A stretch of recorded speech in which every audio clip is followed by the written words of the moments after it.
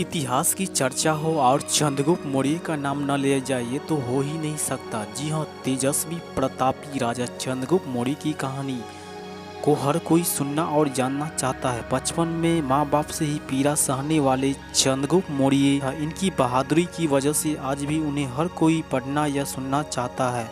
तो आइए जानते हैं चंद्रगुप्त मौर्य की कहानी क्या है। चंद्रगुप्त मौर्य की कहानी जानने के लिए सबसे पहले उनकी बचपन में जाना होगा। आखिर कब, कैसे और किन हालातों में उनका जन्म हुआ था, साथ ही बचपन में किन किन पीड़ा का सामना उन्हें करना पड़ा था। फिर वैसे तो तेजस्वी और पराक्रमी बनने तो चलिए, आज हम आपको इन सारे सवालों का जवाब देने की कोशिश कर रहे हैं। लेकिन इसके लिए आपको पूरी वीडियो लास्ट तक देखना होगा, अन्यथा आपको समझ में नहीं आएगा। चंद्रगुप्त मौर्य का जन्म 340 ईसा पूर्व में मौर्य अथवा मौर्य वंश के क्षत्रिय कुल में हुआ था। बता दें कि चंद्रगुप्त मौर्य प्रथम सम्राट होने के साथ ही पूरे देश में राज करने वाले भी पहले सम्राट थे।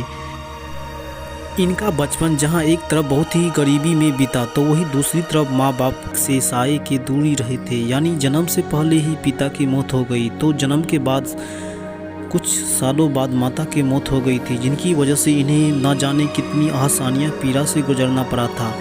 लेकिन उन्होंने कभी हार नहीं मानी, बल्कि अपने पिता और माता के प्रतिशोध के लिए हमेशा खड़े थे।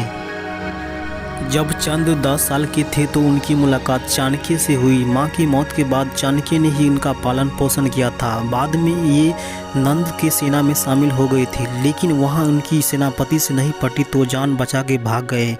चंद्रगुप्त के पीछे सेनापति ने सेनाओं को भेजा था, लेकिन उन्होंने कई नहीं पकड़ पाया, जिनकी वजह से उन्होंने नंदों का विनाश करने की ठान ली थी।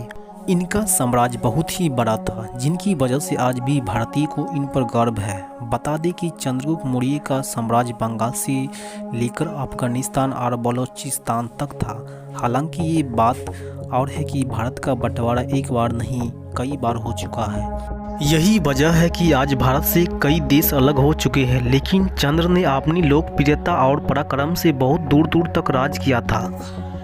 दरअसल चाणक्य नंद वंश का विनाश करना चाहते थे, लेकिन उसके पास बुद्धि तो थी, लेकिन एक पराक्रमी योद्धा की तलाश थी, जो कि उन्हें चंद्रगुप्त मौर्य में दिखाई दिया। तो वही दूसरी तरफ चांद को भी एक बुद्धिमान गुरु की आवश्यकता थी, जो कि उसे समय समय पर उचित मार्ग दे सके। इसलिए दोनों को ही एक दूसरे को जरूरी थी। ऐसे में दोनों ने एक साथ मिलकर नंद वंश का विनाश करने का पीड़ा उठा लिया था। बता दें कि दोनों ने मिलकर सेना तैयार करने के साथ ही मगध पर आक्रमण कर दिया था, लेकिन इस युद्ध में उसे सफलता हाथ लगी थी, जिनकी वजह से दोनों ही वंश के भाग निकले थे। जिसके बाद वो धीरे धीरे मगध में प्रवेश करने लगे थे। विजय अभियान शुरू चंद्र ने बॉर्डर से किया था, जिसके बाद रास्ते में आने वाले कई जिले तो कई राज्य को जीतते हुए मगध पर आक्रमण कर दिया था।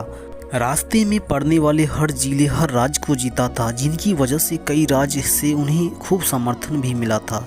ऐसे में इनकी शक्ति और भी मजबूत हो गई थी। चंद्र ने बाद में मगध पर अटैक किया, तब नंद वंश से भाग निकला, लेकिन वहाँ पर राज चंद्र करने लगा। धीरे धीरे नंद की तलाश जारी थी, बाद में चंद्र ने उसे भी मार डाला। बता दें कि सिकंदर के सेनापति सेल्यूकस ने भारत पर आक्रमण किया था, लेकिन इस युद्ध में उसे करारी शिकस्त मिली थी। उसे अपनी बेटी हेलेन देनी पड़ी थी, जिसके साथ चंद्रगुप्त का विवाह हुआ था। कैसे हुई थी चंद्रगुप्त की मृत्यु?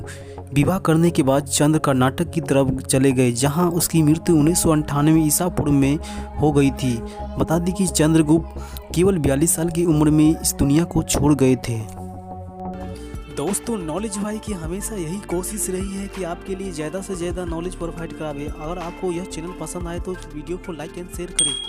आपकी एक सपोर्ट से नॉलेज टीम के हौसला बढ़ाने में महत्वपूर्ण योगदान मिलता है दोस्तों, तो हमारी चैनल को सपोर्ट करो प्लीज़। फिर से मिलेंगे और एक इंटरेस्टिंग वीडियो के साथ, तब तक के लिए धन्यवाद। अलविदा चाहता हूँ इस वीडियो में।